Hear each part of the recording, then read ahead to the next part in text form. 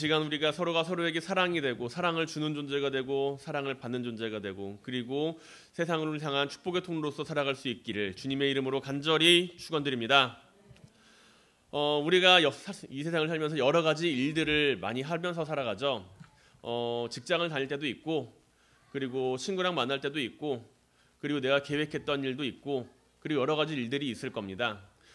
그런데 어떤 일을 우리가 진행할 때 주의해야 할 점이 주의라고 하기 좀 그렇고요. 조금 이제 지혜롭게 해결할 수 있는 부분이 있다라는 거죠.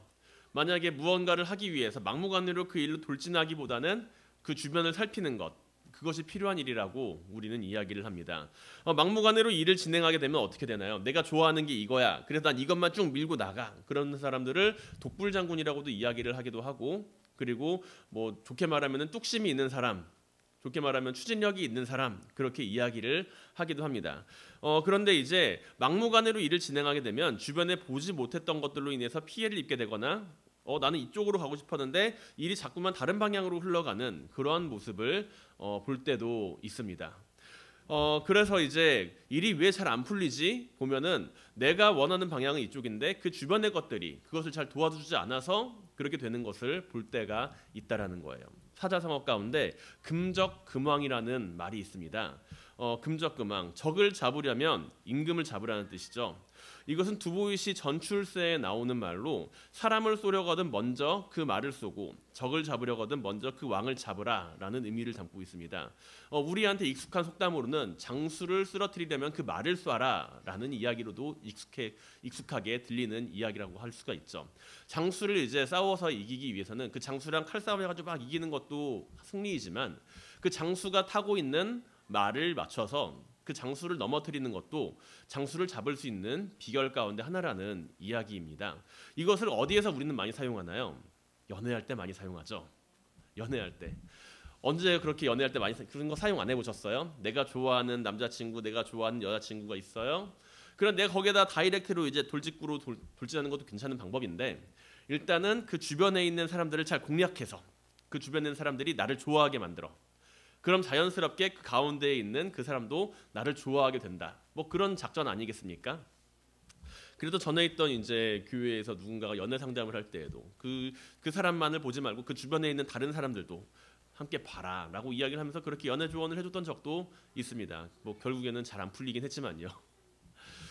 그래서 우리는 주변에 있는 사람들을 잘 이렇게 포섭을 하는 것, 그것을 중요한 일이라고 이야기를 해요. 그래서 정치를 하는 사람들도 그 정치하는 사람들 가운데 핵심적인 인물만을 공략하는 게 아니라 그 주변에 있는 다른 사람들까지 함께 공략하는 것을 볼 수가 있습니다. 그래서 우리는 막무가내로 목표를 향해 돌진하는 것도 중요하지만 때로는 내가 하고자 하는 일을 위해서 전략을 세우고 그 주변의 곁가지들부터 함께 공략해 나가는 것도 중요한 포인트라고 이야기를 할 때가 있습니다. 이것은 악한 세력과의 영적인 전쟁에 있어서도 마찬가지죠. 악한 영적인 세력은 주님을 믿는 사람들이 많아지는 것을 좋아할까요? 아니면 싫어할까요? 싫어하겠죠. 악한 사탄의 세력들, 악한 영적인 세력들은 주님을 믿는 사람들이 많아지는 것을 싫어합니다. 그래서 그 사람들을 공격할 때가 많이 있어요. 그런데 그 사람을 향해서 직접적으로 공격을 하지 않고 주변 사람들을 통해서 그 사람을 공격을 할 때가 많다라는 이야기입니다.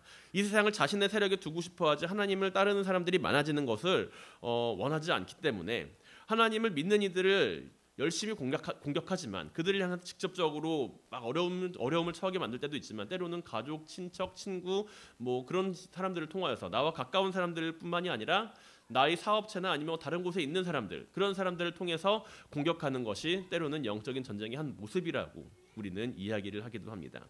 그리고 그럴 때 우리는 그 마음이 하나님에게로부터 멀어지지 않고 흔들리지 않기 위해서 늘 기도하며 하나님의 말씀을 붙들고 살아야 한다는 것이죠.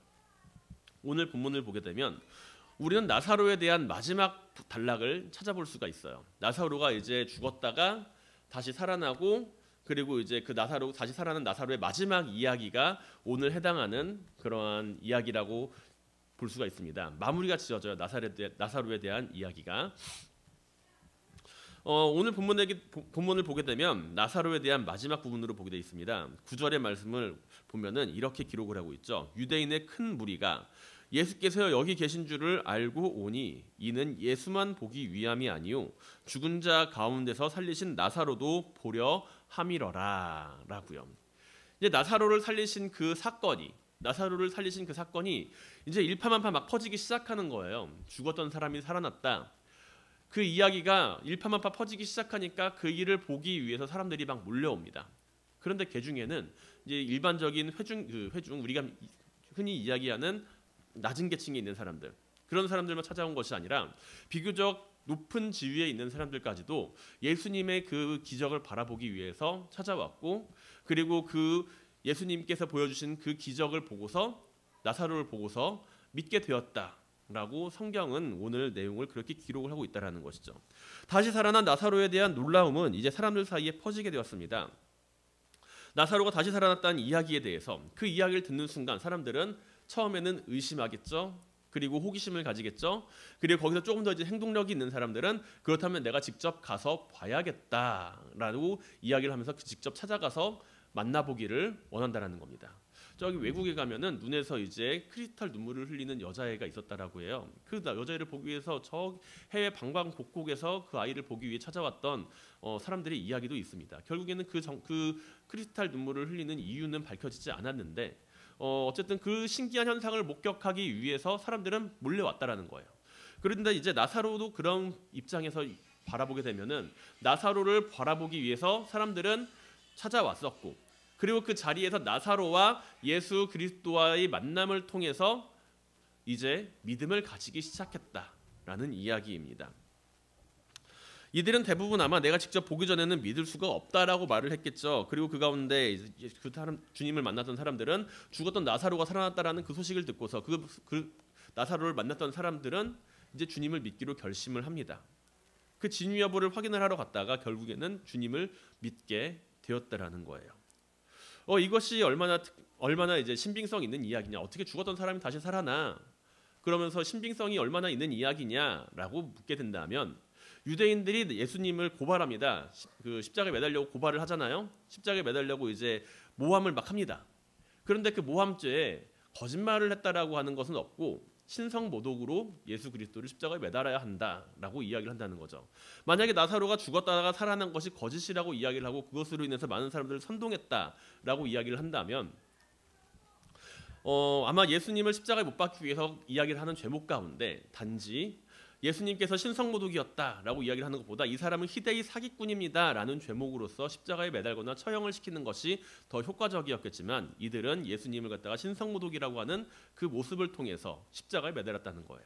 그리고 오늘 성경을 보게 되면은 오늘 성경은 예수님을 바라보면서 예수님께서 행하신 그 일을 바라보면서 죽었던 나사로가 살아났다라고 이야기를 한다라는 거죠. 나사로의 죽음에 대해서 그리고 다시 살아남에 대해서 분명하게 이야기를 하고 있고, 그 사실을 예수님을 가장 싫어했던 사람들 누구죠? 그 당시에 바리새인들, 사두개인들, 그 당시 유대 종교 지도자들, 그 사람들조차도 인정하고 있는 사실로 기록하고 있다라는 거예요. 그래서 나사로를 죽이기 위해 모의했다라고 하는 그 말은 역설적으로 이야기를 한다면 나사로가 살아났다라는 것을 이야기한다라는 것이죠. 그래서 나사로에 대한 이야기에 대해서 우리는 죽었던 나사로가 살아났구나라는 사실에 대해서 의심할 수가 없다라는 거예요. 죽었던 나사로가 그냥 잠깐 잠들었다가 깨어난 건 아닐까? 나사로가 뭔가 큰 병에 걸려서 잠깐 심장마비 걸렸다가 다시 살아난 건 아닐까? 사흘 동안 이제 심장마비 걸렸으면 그 사람은 죽은 거죠.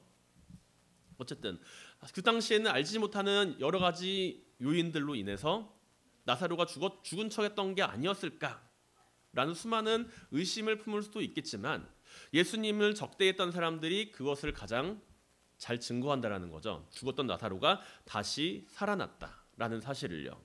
우리는 주님께서 행하신 일에 대해서 수많은 놀라운 기적들이 성경 안에 기록되어 있음을 볼 수가 있습니다. 죽은 나사로를 살리신 것도 사람으로서 할 수 없는 수많은 기적들 가운데 하나라고 볼 수가 있죠. 병자들을 고치시고 수많은 사람들에게 복음을 전하기도 했지만, 나사로의 사건은 이보다 더욱 큰 영향력을 불러왔습니다. 왜 그럴까요? 그 이유가 뭘까요? 예수님께서는 38년 된 병자 고치셨어요.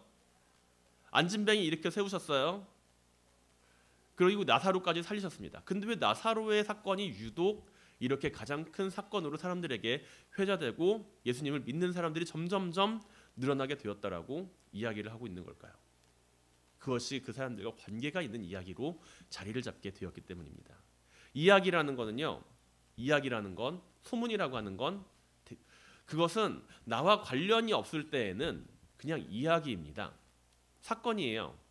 그냥 발생한 일입니다. 길 가다가 누군가가 넘어졌다. 그러면 그 사람은 그냥 넘어진 사람이에요. 그런데 그 사건이 나랑 관계가 있는 순간 그 일은 내 일이 됩니다. 이야기가 아니라 일이 된다는 거예요. 그가 넘어진 아이가 알고 보니 내 아들이었다. 내 아들이 넘어졌어. 내 아들이 넘어진 거랑 길 가다가 철수자가 넘어진 거랑 다른 이야기잖아요. 내 아들이 넘어진 거는 엄청나게 큰일입니다. 왜요? 내 아들이니까. 나랑 관계가 있으니까. 나랑 관계가 있으니까 큰일이라는 거야. 이 철수가 넘어진 건 좀 안타까울 수 있겠지만 내 아들이 넘어진 거에 비하면은 그렇게 큰 마음은 들지 않는다는 거예요. 그리고 나사로의 죽음에 대해서 우리가 바라볼 때 예수님을 찾아왔던 사람들, 예수님을 찾아와서 예수님을 믿기로 결심했던 사람들, 그 사람들은 모두가 다 나사로와 같은 그런 처지에 있는 사람이라고 바라볼 수가 있다라는 거죠. 38년 된 병자였던 사람이 고침을 받은 것도 좋고 안진뱅이였던 사람이 일어나는 것도 좋습니다. 그런데 죽음이라고 하는 것, 누구나 다 죽잖아요. 누구나 다 어쩔 수 없이 이 세상을 떠나기 마련인데 그 죽음을 극복했다라고 하는 주님에 대한 이야기는 많은 사람들이 주님을 찾아가기에 충분한 모티브를 제공을 했다라는 거죠. 그리고 주님을 만난 사람들은 주님과 나사로의 모습을 바라보면서 그 안에서 믿음을 가지게 되었다는 겁니다. 죽었던 사람이 살아났다는 사실이 자신과 관계 있는 일로 자리를 잡았다라고 이야기죠. 팔이 부러지기 이전까지는 동네에는 어떤 정형외과가 있는지 알지도 못하는 사람이 팔이 부러진 이후에야 동네에 어떤 정형외과가 좋은지 사람들한테 막 물어봅니다. 누구한테 물어볼까요? 팔 부러진 사람한테 물어보겠죠. 팔이 부러지고 나서 어떤 정형외과에 갔는지 그 정보를 듣기를 원했다라는 거죠. 팔이 부러졌던 사람이 나은 병원이 있다고 한다면 그 병원으로 찾아갈 겁니다. 눈을 다치면 눈을 다친 사람이 내가 눈을 다쳤어요. 그럼 눈을 다쳤던 사람이 갔던 그 병원을 찾아가고자 하겠죠. 내가 죽음 앞에 놓여 있다라고 한다면 우리는 죽었다가 살아난 사람을 찾아가고 싶지 않겠어요? 나사로의 사건 앞에서 우리는 죽음에 대한 모습을 마주하게 됩니다. 이 사건이 그 당시의 유대인들 사이에서 아무런 의미 없는 사건이 아닌 것처럼 오늘날 우리에게 있어서도 이 나사로의 사건은 단지 그냥 2000년 전에 한 사람이 죽었다가 살아난 그런 사건이 아니라는 거죠. 나사로의 부활은 오늘 우리에게 어떤 의미를 부여하고 있습니까? 단지 2000년 전 죽었던 사람이 살아난 사건으로만 마주하게 되면 그것은 우리에게 아무런 의미가 없어요. 아무런 의미도 없는 사건의 이야기에 불과합니다. 이야기에 불과하다는 거예요. 나사로에 대한 이야기라는 거죠. 그러나 우리가 그 사건 안에서 내 자신의 죽음을 바라보고 그리고 주님을 믿는 가운데 주어지는 부활과 생명을 바라본다라고 한다면 그것은 나와 관련이 있는 사건으로 존재하게 된다는 겁니다. 죽음 가운데 다시 살아난 나사로의 이야기는 단지 2000년 전에만 의미 있는 사건이 아니죠. 이 시대를 살아가는 우리에게 있어서도 나사로의 이야기는 주님을 믿는 자들이 짊어지고 함께 살아가야 할 사건입니다. 나사로의 사건 가운데 우리가 그 사건을 나와 관계없는 일이 아니고 주님을 믿고 따르는 이들에게 주어지는 놀라운 은혜의 모습임을 기억하고 살아가게 되기를 주님의 이름으로 간절히 축원드립니다. 나사로의 사건, 죽었던 나사로가 살아났어요. 그 사건이 여러분과 관계가 있어요, 없어요? 관계가 있습니까, 없습니까? 관계가 없어요? 죽었던 나사로가 다시 살아났던 그 사건이 관계가 없는 사건입니까? 죽었다가 다시 살아나는 나사로, 그 나사로를 바라보기 위해서 사람들은 보기 위해 찾아왔어요. 그게 진짜야 가짜야 보기 위해 찾아왔어요. 그리고 나사로 때문에 많은 유대인들이 믿게 되었다라는 거죠. 이것은 나사로가 가지는 영향력이 매우 컸다라는 것을 보여줍니다.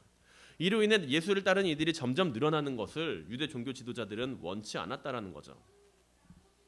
예수를 따르는 그 무리들이 점점 많아지게 되면서 자신들이 구축해 놓은 그 시스템이 무너지게 되고 그로 말미암아 로마와의 갈등은 불을 보듯 뻔하기 때문입니다. 그렇게 이들은 나사로를 죽이기 위해 모의해요.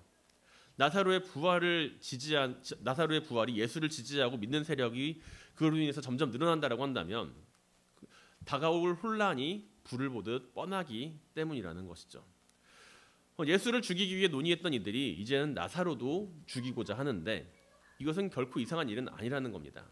만약에 나사로라는 인물을 제거하지 못한다라고 한다면 예수를 죽인다라고 해서 그 문제가 해결되지는 않을 거라는 거예요. 왜냐하면 죽었던 사람이 살아났으니까. 그것으로 인해서도 충분한 영향력이 있으니까요. 그렇게 대제사장들은 나사로까지도 죽이고자 합니다. 나사로를 공격함으로써 인해서 예수 입지를 약하게 만들고 주님을 따르는 자들을 고립시키기 위해 노력한다라는 것이죠.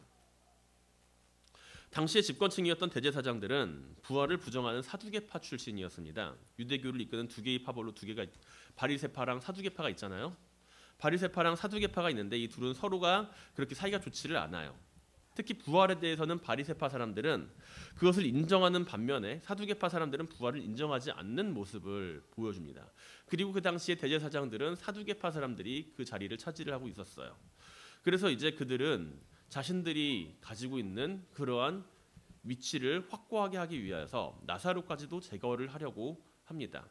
이들은 예수만 죽이고자 한 것이 아니라 예수의 은혜로 살아가는 이들까지도 함께 제거하고자 한다는 것이죠. 이러한 모습을 바라보면서 주님께서는 제자들에게 말씀을 하신 적이 있습니다. 요한복음 7장 6절에서 7절이죠. 예수께서 이르시되 내 때는 아직 이르지 아니하였거니와 너희 때는 늘 준비되어 있느니라. 세상이 너를 미워하지 아니하되 나를 미워하나니 이는 내가 세상의 일들을 악하다고 증언함이라. 요한복음 15장 18절에서 19절 말씀입니다. 세상이 너희를 미워하면 너희보다 먼저 나를 미워한 줄을 알라. 너희가 세상에 속하였을 때 세상이 자기의 것을 사랑할 것이나 너희는 세상에 속한 자가 아니요 도리어 내가 너희를 세상에서 택하였기 때문에 세상이 너희를 미워하느니라 라는 것입니다.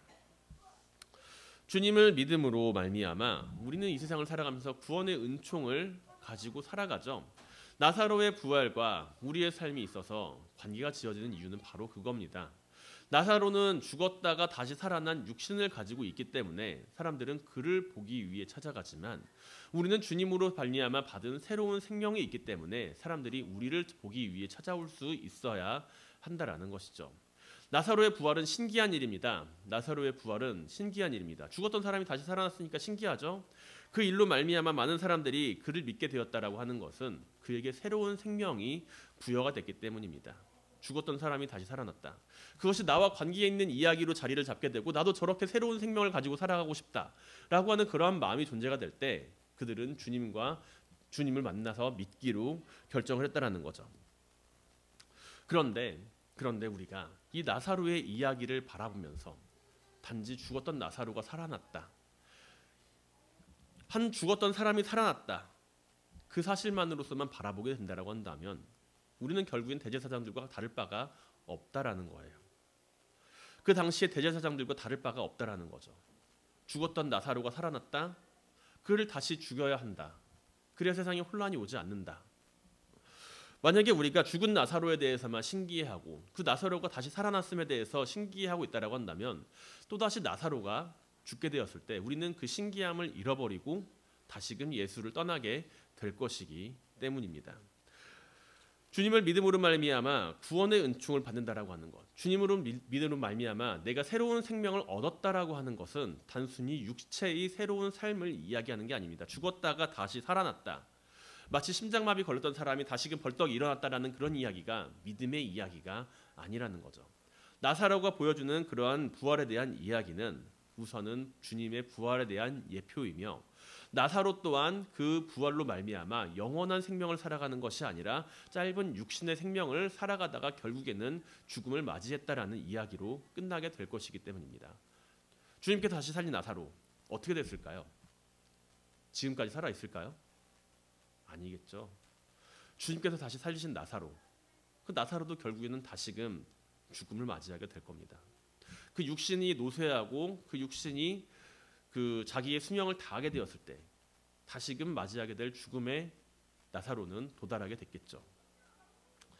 잠시 잠깐 주님께서 이 세상에서의 생명을 연장시켜 준 것이지 그것을 온전한 부활이라고 이야기하지는 못한다라는 이야기입니다.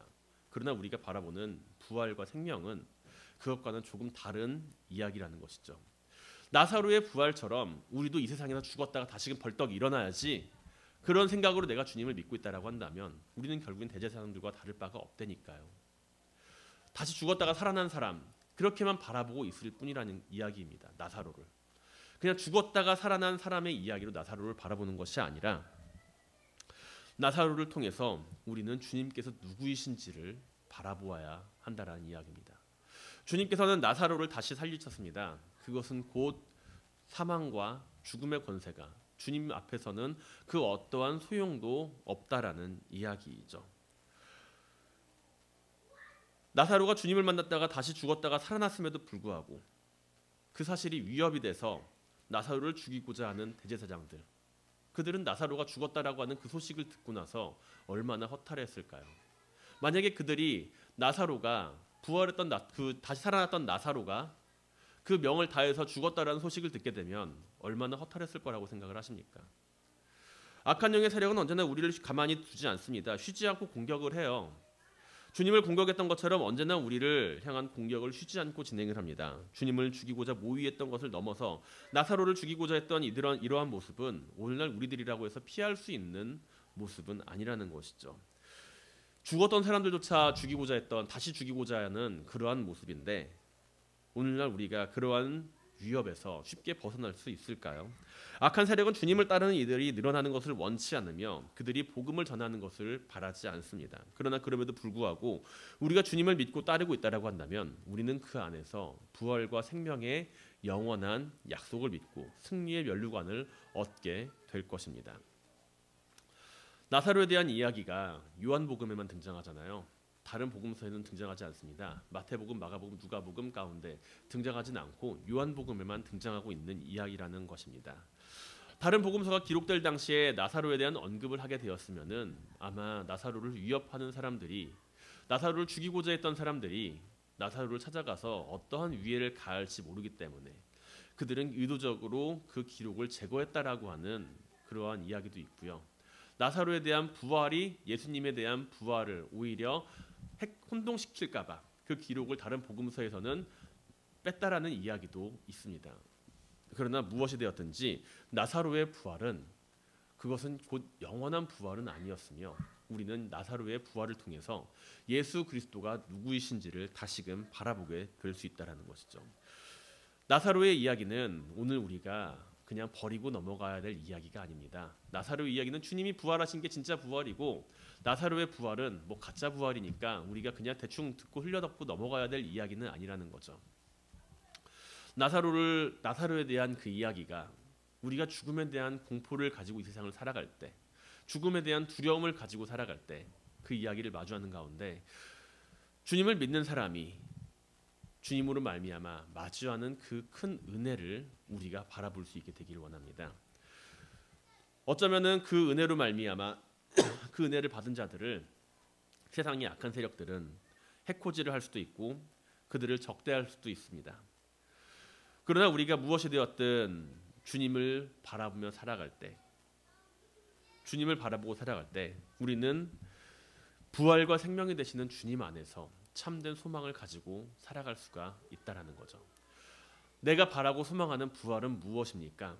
내가 바라고 소망하는 영원한 생명은 무엇입니까? 이 땅에서의 영원한 생명은 언젠간 그 끝을 맞이하게 될 것을 이야기를 합니다.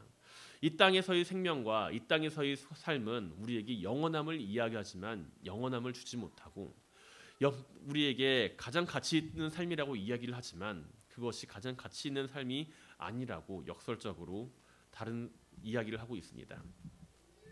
무엇인가를 따라 살아가고자 하지만 어느샌가 바라보면 그것보다 더 높은 것들이 늘상 존재하기 마련이죠. 산을 올라가 보니 그 산 꼭대기에 올라가 보니 주변을 살펴보니 그것보다 더욱더 높은 산봉우리들은 수없이 많이 있기 마련입니다. 그러나 우리가 이 세상을 살아가면서 참된 소망을 가지고 살아갈 때 우리는 예수 그리스도 안에서 참된 부활과 생명을 마주하게 될 수 있다라는 이야기입니다. 나사로의 이야기를 통해서 우리가 단지 육신의 부활만을 꿈꾸는 것이 아니라 주님과 함께하는 영원한 생명을 바라볼 수 있는 사람들이 될 수 있기를 원합니다. 우리가 이 세상을 살아가면서 단지 내 육신에 다시 살아남만을 꿈꾸면서 예수 그리스도를 믿는 것이 아닌 내가 주님과 함께하는 가운데 이 세상에서의 잠시 잠깐의 삶이 아닌 영원한 주님과의 함께하는 그 삶을 바라보며 부활의 첫 열매가 되신 주님을 믿고 따를 수 있게 되길 바랍니다. 사랑하는 성도 여러분, 우리의 부활이 참된 부활의 모습을 사모할 수 있길 바랍니다. 이 세상을 살아가면서 믿음 안에서 주어지는 축복의 모습과 그 안에서 주어지는 또한 함께 주어지는 고난의 모습 가운데 우리가 언제나 일희일비하며 살아가는 것이 아닌 주님을 바라보며 영원한 부활과 생명이 되시는 주님 안에서 하나님이 원하시는 세상을 이 세상 가운데 함께 만들어가는 가운데 우리 가운데 찾아올 영원한 승리의 면류관을 함께 누리며 살아가게 되기를 주님의 이름으로 간절히 축원드립니다.